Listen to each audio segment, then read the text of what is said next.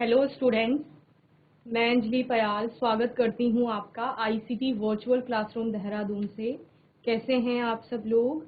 उम्मीद करती हूँ आप सब लोग अच्छे होंगे और अपनी लाइफ में बहुत बेहतर कुछ कर रहे होंगे। आज हम बात कर रहे हैं क्लास 9th के साइंस की, और इसमें जैसे कि थर्ड चैप्टर का रिवीजन हम लोग कर रहे हैं, तो इसी थर्ड चैप्टर के क्वेश्चन आंसर्स को देख रहे थे। किसी भी टॉपिक से किस किस प्रकार के आपके प्रश्न पूछे जाते हैं और जब कोई प्रश्न आता है तो उसका उत्तर लिखना कैसे शुरू करते हैं वो हम लोग यहाँ पर सीख रहे थे, ठीक है ना। तो चैप्टर है आपका एटम्स एंड मॉलिक्यूल, यानी कि परमाणु एवं अणु। ओके, तो बच्चे फर्स्ट क्वेश्चन था, name two scientist who establish the law of chemical combination, यानी रासायनिक संयोजन के जो आपके नियम थे वो किन किन साइंटिस्ट के द्वारा प्रतिपादित किए गए थे। तो उसमें आपका Antoine L Lavoisier and Joseph L Proust का नाम आता है, ठीक है। और दूसरा क्वेश्चन था, give an example of a try atomic molecule of an element, एक ऐसा तत्व जिसका ट्राई एटॉमिक मॉलिक्यूल यानी कि त्रिपरमाणुक अणु पाया जाएगा, तो वो आपका O3 होता है। कहीं कहीं पर नाइट्रोजन की बात भी करते हैं कि उसमें N3 परमाणु आपके देखने को मिलते हैं। डिफाइन एटॉमिसिटी, यानी कि आपका परमाणुकता क्या है, तो एक अणु कोई भी आपका यौगिक है या फिर तत्व है, उसके एक अणु में जितने परमाणु उपस्थित हैं वो उसका क्या है, परमाणुकता कहलाएगी। Okay, so it is the number of atoms present in one molecule of a substance. Okay, यानी किसी भी सब्सटेंस के आपके एक अणु में जितने परमाणु उपस्थित है, ठीक है। Right the atomicity of the following molecule, यानी कि इन अणुओं की परमाणुकता आपको बतानी है, इनके एक अणु में कितने परमाणु होंगे। तो सल्फर के एक अणु में सल्फर के 8 परमाणु होते हैं, वहीं फास्फोरस के एक अणु में फास्फोरस के 4 परमाणु होते हैं। क्लियर? तो सल्फर के हो गए 8 और आपके फास्फोरस के हो गए 4। इसके अलावा what is an ion, give one example. Ion क्या है और इसका उदाहरण देना है। तो आयन क्या होता है बच्चे, हमने कहा था कि कोई भी आपका परमाणु है जब वो किसी को इलेक्ट्रॉन देगा या किसी से इलेक्ट्रॉन लेगा तो वो क्या करता है, आयन्स बनाता है, ठीक है। जब वो इलेक्ट्रॉन निकालता है अपने शेल से तो क्या होता है, वहां पर पॉजिटिव चार्ज आ जाता है, ठीक है। और जो इलेक्ट्रॉन को ग्रहण करता है, चूंकि ऋणावेश को ग्रहण कर रहा है तो उस पर ऋण आयन आ जाएगा, यानी कि निगेटिव आयन बना लेंगे। ओके, तो एग्जाम्पल चूंकि पूछे हैं, गिव वन एग्जाम्पल, तो इनमें से आप कोई सा भी एग्जाम्पल लिख लेंगे। Okay, give one word for the following, a group of atoms carrying a charge positively charge ion, ठीक है। A group of atom carrying a charge, जब एक ग्रुप ऑफ एटम यानी एक परमाणुओं के समूह में धनावेश या ऋणावेश आता है उसको क्या कहा जाता है, उसको यही आयन कहा जाता है, ठीक है ना। और पॉजिटिवली चार्ज आयन को क्या कहा जाता है, तो उसको आपका बच्चे कहा जाता है केटायन, ठीक है। वही निगेटिवली चार्ज आयन जो होगा उसको एनायन कहा जाता है। The atomic number of 3 elements A, B and C are 9, 10 और 13 respectively, which of them will form a cation. The atomic number of 3 elements, 3 तत्व हैं जिनके एटॉमिक नंबर आपको दिए गए हैं। A का है 9, B का है आपका 10 और C का क्या है बच्चे 13 है, ठीक है। तो A, B, C 3 का आपको परमाणु क्रमांक दिया गया है यहाँ पर। विच of them will form a cation, इनमें से कौन सा केटायन बनाएगा। तो पहले आपको इलेक्ट्रॉनिक विन्यास लिखना होता है। 9 के लिए आपका इलेक्ट्रॉनिक विन्यास क्या आ जाएगा, 2 और 7 आ जाएगा। 10 के लिए आपका क्या आ जाएगा, 2, 8 आ जाएगा। और 13 के लिए आएगा 2, 8, 3, ठीक है। तो जिसकी बाह्यतम कोश में कम संख्या में इलेक्ट्रॉन है वही आपका क्या बनाता है, केटायन बनाता है, यानी पॉजिटिवली चार्ज आयन बनाएगा, ठीक है। वही इलेक्ट्रॉन को निकालेगा। तो ए वाला जो है उसके बाह्यतम शेल में जो क्या है 7 इलेक्ट्रॉन है। बी के तो पूरा अष्टक फील्ड है, 8 ही इलेक्ट्रॉन है। सी के आपके 3 है, तो जो सी वाला है वही क्या बनाएगा, आपका केटायन बनाएगा। C will form a cation because a cation is formed by the loss of one or more electrons by an atom. Okay, cation कैसे बनता है, जब कोई इलेक्ट्रॉन का दान करता है या इलेक्ट्रॉन डोनेट करता है तब आपका क्या बनेगा, केटायन बनेगा। What is wrong in saying 1 mole of nitrogen, तो नाइट्रोजन का आप 1 मोल नहीं बता सकते, नाइट्रोजन के एटम का आप 1 मोल बता सकते हो, साथ ही नाइट्रोजन के मॉलिक्यूल का आप 1 मोल बता सकते हो, ठीक है। तो सिर्फ नाइट्रोजन का आप 1 मोल नहीं कह सकते। The statement does not clarify whether we are talking about atoms or molecules of nitrogen, we should say 1 mole of nitrogen और 1 मोल ऑफ नाइट्रोजन एटम और 1 मोल ऑफ नाइट्रोजन मॉलिक्यूल, ठीक है। क्या कह सकते हैं, हम कह सकते हैं कि नाइट्रोजन के परमाणु का 1 मोल या फिर नाइट्रोजन के अणु का 1 मोल। ओके, तो ये सारे क्वेश्चन हो गए थे। इसके अलावा लास्ट सेशन में हमने देखा था Dalton's atomic theory is contradicted by the formula of sucrose C12H22O11. Justify the statement. इस स्टेटमेंट को जस्टिफाई करना है।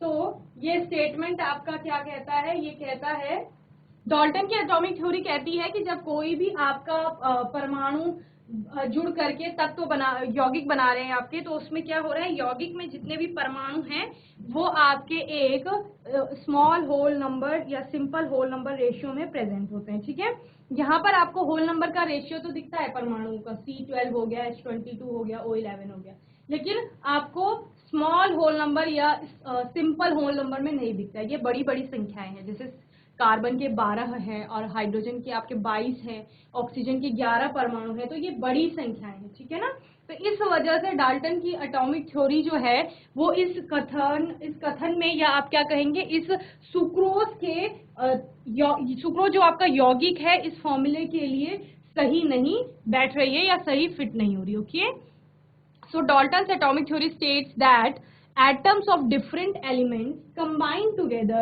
in simple whole number ratio। ठीक है, एलिमेंट्स क्या करते हैं, आपस में कंबाइन होते हैं और उन एलिमेंट्स यानी तत्वों का जो रेशियो होता है, अनुपात होता है, वो सिंपल छोटी संख्याओं के रूप में पाया जाता है, छोटी पूर्ण संख्याओं के रूप में।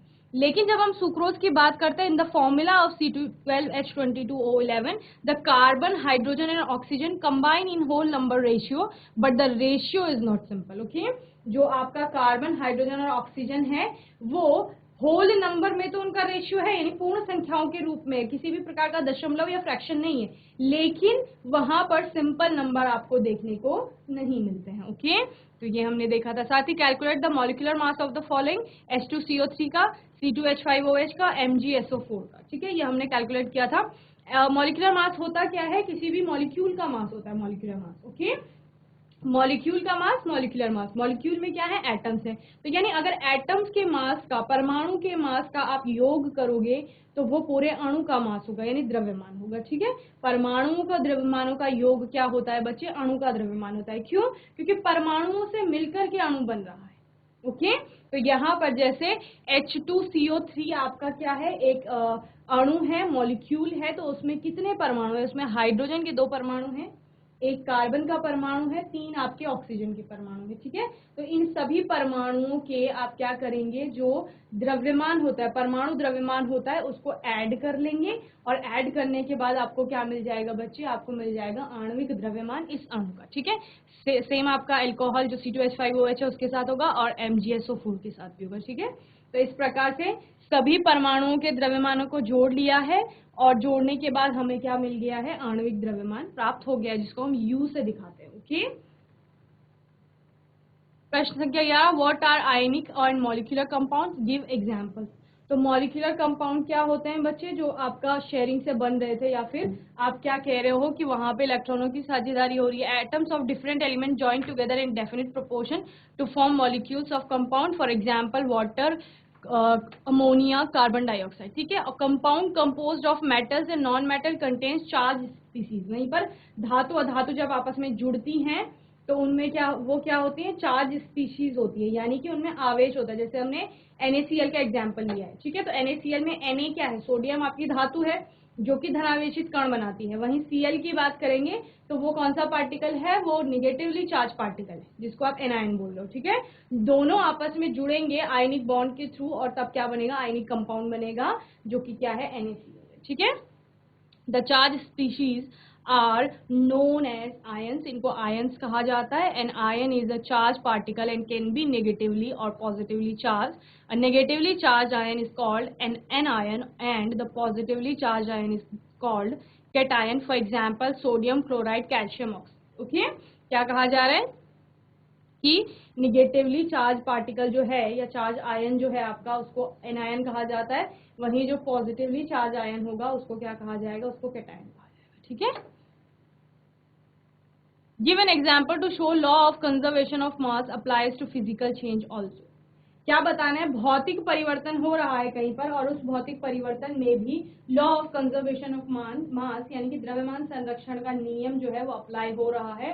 तो आपको ऐसा एक एग्जाम्पल बताना है। ठीक है, चलिए, law of conservation of mass states that mass can neither be created nor destroyed in a chemical reaction. However, this law applies to physical changes also. For example, when ice melt into water, the mass of ice equal to the mass of water, that is the mass is conserved. This verify the law of conservation of mass.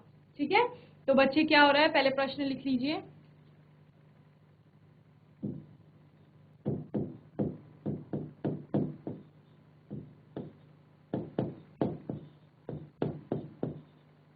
भौतिक परिवर्तन का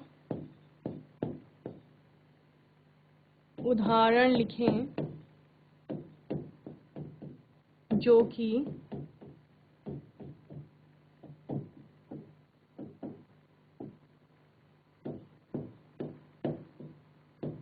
द्रव्यमान संरक्षण की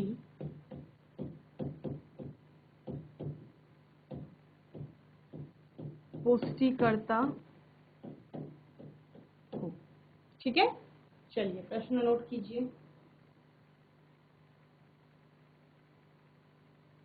तो law of conservation of mass states that mass can neither be created nor destroyed in a chemical और physical reaction. ठीक है, यहाँ पर चूंकि फिजिकल चेंज की बात कर रहे हैं तो हम फिजिकल रिएक्शन की बात करेंगे. ठीक है, लॉ ऑफ कंजर्वेशन ऑफ मास यानी कि द्रव्यमान संरक्षण का नियम कहता क्या है.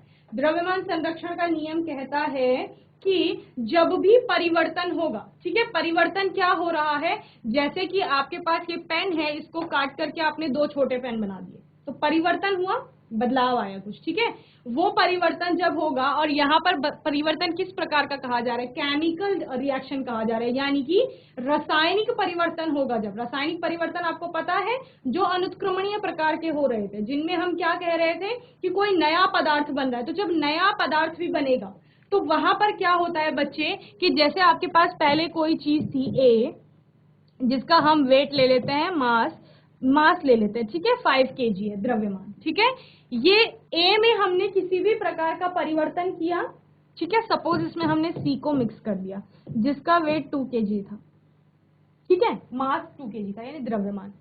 ए का द्रव्यमान आपका 5 kg है, सी का द्रव्यमान 2 किलोग्राम.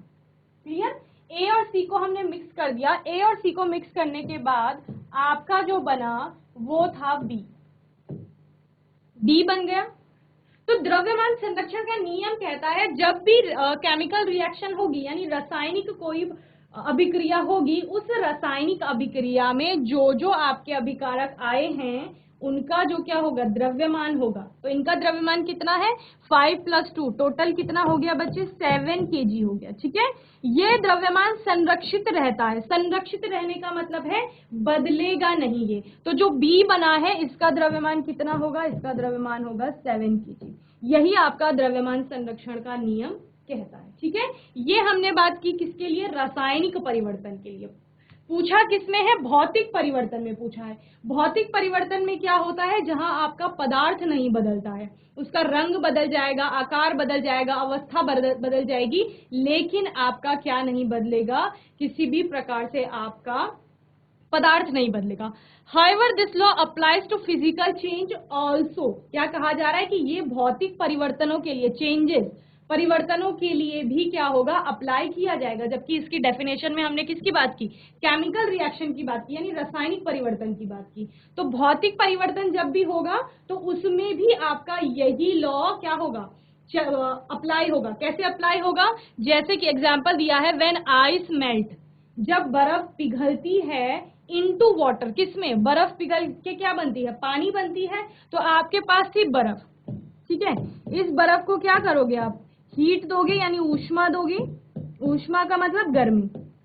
बर्फ को गर्म एनवायरनमेंट में रखोगे तो बर्फ क्या हो जाएगी, मेल्ट हो जाएगी यानी पिघल जाएगी, और पिघल के क्या बन गई, पानी बन गई. तो वो कह रहे हैं कि सपोज आपने ये बर्फ लिया है, ये आपका 250 ग्राम बर्फ था, 250 ग्राम आपने बर्फ ली है, और वो बर्फ को आप किसी गर्म एनवायरनमेंट में ले गए हैं, सराउंडिंग्स में ले गए हैं, वो बर्फ पिघल करके पानी बन गई है. तो उस पानी का द्रव्यमान भी कितना होगा, 250 ग्राम ही होगा. और पानी का जो है अवस्था जो परिवर्तित हो रही है वो हमेशा भौतिक परिवर्तन में आता है, चाहे वो बर्फ से पानी बन रही हो, पानी से बर्फ बन रही हो, पानी से भाप बन रही हो या भाप से आपका क्या बन रहा हो, पानी बन रहा हो, ठीक है। तो अवस्था परिवर्तित हो रही है यानी भौतिक परिवर्तन है।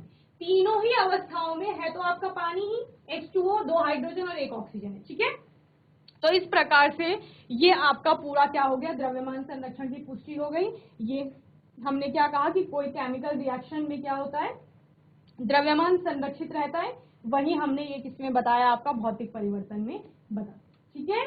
तो इतना समझ आ गया होगा आपको। अब आप आंसर नोट करेंगे, पहले इसको नोट कर लीजिए एक बार।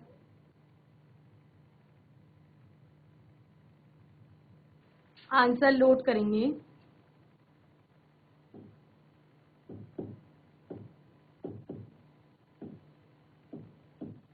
द्रव्यमान संरक्षण का नियम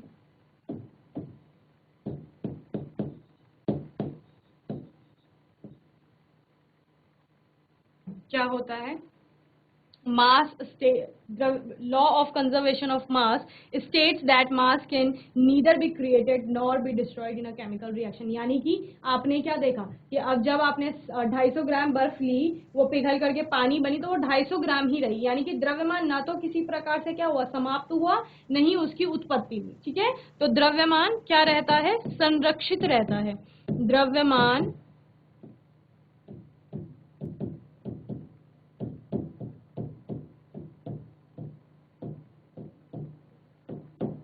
यानी किसी भी रासायनिक अभिक्रिया में द्रव्यमान संरक्षित रहता है, अर्थात जो अभिकारकों का द्रव्यमान है, यहाँ पे आप लिख भी लेंगे आगे, रासायनिक अभिक्रिया में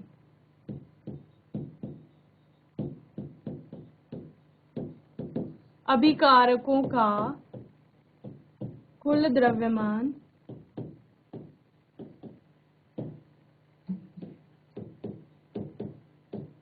उत्पादों के कुल द्रव्यमान के बराबर होता है, ठीक है। और यहां पर हमने क्या कहा, भौतिक परिवर्तन में, ठीक है, यह नियम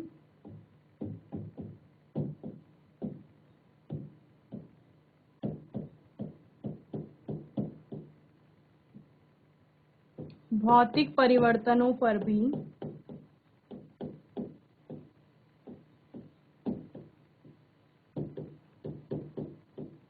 लागू होता है, ठीक है।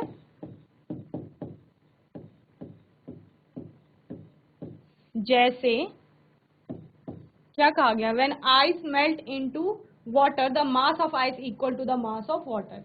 जब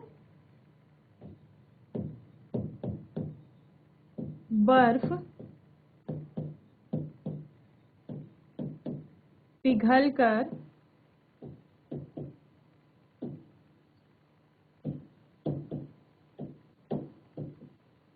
पानी बनता है तो बर्फ का द्रव्यमान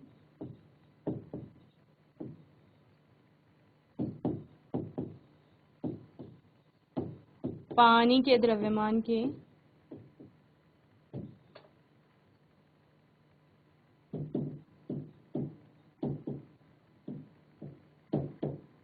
समान होता है, क्लियर। चलिए नोट करेंगे। तो ये आपका द्रव्यमान संरक्षण का नियम हो गया, इसका प्रश्न आता है और ये टॉपिक बहुत इंपॉर्टेंट है क्योंकि जब आप हायर क्लासेस में अभी केमिस्ट्री पढ़ेंगे तो वहां पर ये द्रव्यमान संरक्षण का नियम फिर आप और इलेबोरेट करके पढ़ते हैं, ठीक है, और डीप पे पढ़ेंगे। तो यहाँ पर अगर आपका जो ये टॉपिक है ये क्लियर नहीं होगा तो आगे आपको दिक्कत हो जाएगी फिर। चलिए नेक्स्ट क्वेश्चन, द्रव्यमान संरक्षण का नियम भौतिक परिवर्तनों पर भी लागू होता है, यह दर्शाने के लिए एक उदाहरण दीजिए। यह भी पुराना ही प्रश्न है आपका।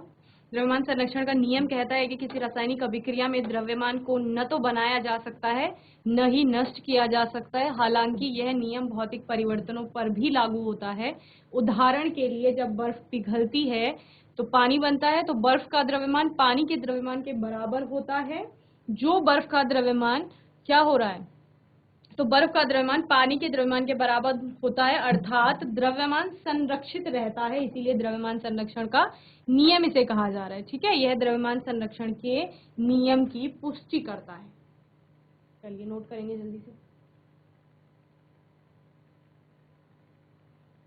चलिए प्रश्न संख्या 13, Which of the following symbol of elements are incorrect? Give their correct symbol। ठीक है, तो मैंने आपको प्रतीक समझाए थे जब हम रासायनिक प्रतीकों के बारे में बात कर रहे थे।